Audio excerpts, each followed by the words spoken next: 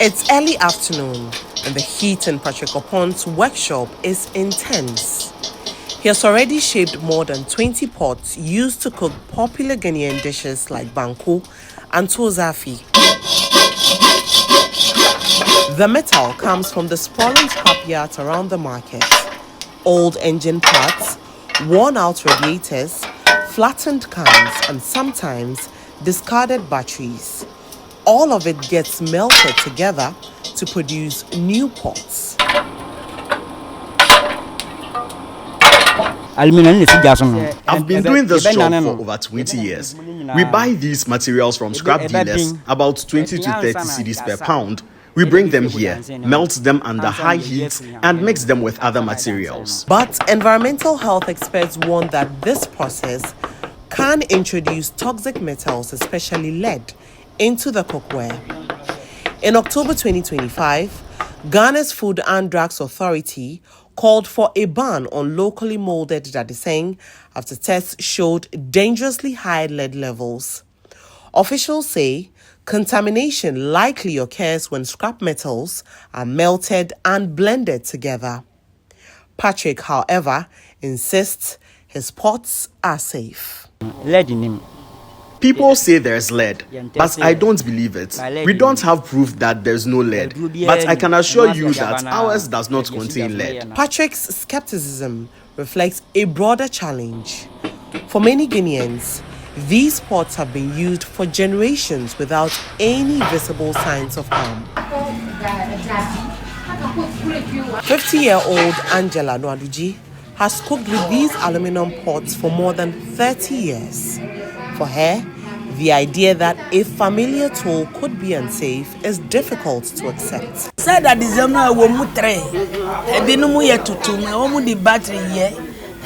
able to distinguish between the good and the bad ones on the market. But I've heard that some use items like car batteries to produce a lot of Dadesɛn we have on the market. To see how others feel, the news team spoke with several Accra residents. We have been using this for generations, and they were even more fit than we are now. My grandma uses this same Dadesɛn to cook for us, yet she's so strong. She's never even been to the hospital. So what is the FDA saying? We all eat from this pot. Even the very people who conducted this study use it in their homes. They should stop deceiving us. According to them, everything causes cancer these days. Ignore them. Back then, when someone passes away, they are usually really old. But now, see the younger ones dying. It's all because of these things, so I support the call for a ban. If they are saying a lot of the pot contains lead, what should we use now? To understand how lead can migrate from metal cookware into food and eventually into the human body, we spoke with environmental health specialist Dr. Esmond Kwanzaa. He works with Pure Earth, a non-profit focused on reducing heavy metal exposure worldwide. When you cook in this cookware for a long time and it desurfaces or it defaces, where are these remnant of lead going? There's something we call bioaccumulation. So if you keep taking little doses, okay, of lead, you keep ingesting little doses of lead into your system, it accumulates and over the period can impact your health adversely. Dr. Kwanzaa says lead exposure can permanently damage brain development in children and may cause anemia, kidney problems, high blood pressure, and other serious health issues. According to the World Health Organization, lead exposure contributes to over 1.5 million deaths annually and millions of years of disability. Lead contamination in cookware is not unique to Ghana. Similar cases have been documented across West Africa, South Asia, and Latin America. Experts say the problem often stems from informal scrap recycling, inconsistent heating, and lack of manufacturing standards. Here in places like Agbebloshi, scrap metal from old electronics and car parts is melted down and reshaped into cookware like this. a process that unknowingly brings some harmful metals from the dam site straight to your dining tables.